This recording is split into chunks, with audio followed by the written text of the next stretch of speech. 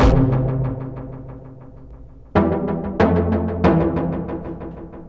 right, guys, another edition here of Real Talk, and we're discussing Andrew Raym, an All-American, nation's #3 offensive guard prospect. Could play a lot everywhere, but we're going to talk about that right now with Mike Johnson.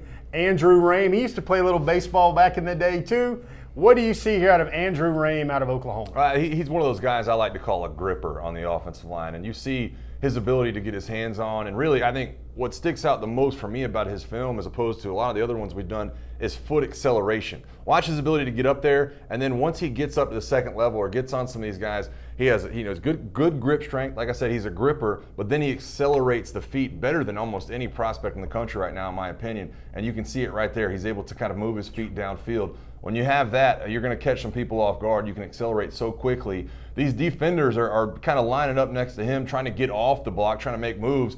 All the while, his feet are accelerating, and there's really nowhere for them to go. And once he gets his hands on them, boy, you can see that he's got a heck of a grip, heck of forearm, upper body strength, and he's going to bury some of these guys. So Andrew's told me that Sam Pittman sees him as a guy like Isaiah Wynn, a guy that can play some tackle, initially can come in at guard. When you're sizing up a guy like this, can you say he's working at guard here, he's working at tackle here? I think he can play both. What all do you need to see before you start putting that together? Oh, I think it's tough because, you get in sometimes in a pinch and you say, okay, maybe our best athlete needs to be out wide. But if you have a guy with a length, then you want the guy with length to be out wide because of the arm length of a lot of the defensive ends that you will see specifically in SEC play and specifically that Georgia will see all season long. I hate to put a guy in a phone booth. I mean, I'm a guy that, listen, I started at 4 positions, all the offensive line positions other than center. I had quicker feet than a lot of guys. I didn't have a lot of arm length. So you hate to put him in the phone book. He can accelerate his feet like an offensive tackle, but he's got the strength to really move down and really block some of these 330-pound defensive tackles if needed. I think that I hate to even use the term tweener because I think he can do both at a high level. I think sometimes when you say tweener, it means they're not great at either. But I think he can do both at a high level, and he's got a great mixture of, like I said, foot speed and grip strength, and you can use both of those positions inside the offensive line.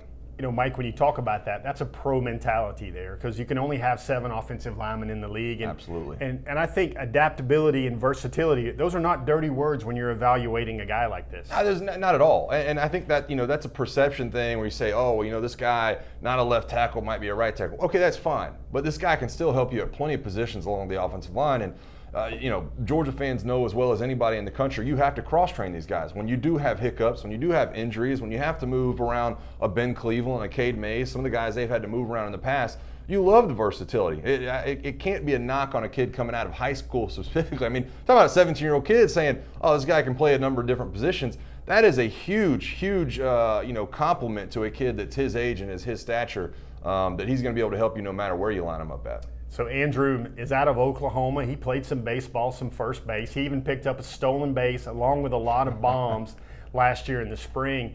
You look at him, and he's a guy that will also enroll early. And Mike, I just want to continue that discussion just a little bit. It used to be you wanted to get your best 8 linemen. Well, now you want to get your best 7, 8 linemen ready to play at an SEC level. It's no longer these are our best 2 tackles, these are our best 3 guards, these are our best 2 guys. I mean, Andrew Raym, I think you used the term a good gripper, good feet, a guy that can get on folks. That's his best trait that you've identified here. What do you think is the next best things you like about Andrew Raym? Well, first and foremost, he's a guy who obviously understands his role in the offense. And if you do need, if you're going to go to battle with your 7 or 8 guys, I mean, listen, you see him scoring the touchdown right there. A big fella can move. But I also think you look at it and you say he's a baseball player, plays a little first base. I played first base when I was in high school. The best offensive line drill I ever did was taking grounders at first base. It's knee bend, it's hip bend, it's moving left, left to right, it's moving side to side. It's really getting able to get down and get leverage on the baseball. Same thing for offensive linemen. I think you can see some of those tools. I mean, you can see right here when he goes out in pass protection, he looks like a guy who could be taking grounders. And, listen, smart kid. He's going to be able to play multiple positions, like you said. And they're going to get a good one in Athens if he shows up at the front door. Listen, folks, that's Mike Johnson. Where else on Real Talk are you going to hear about baseball grounders and first basemen and how they relate to projecting offensive linemen in college football? I enjoyed the conversation. I hope you did too. Mike Johnson, Jeff Sintel, Real Talk.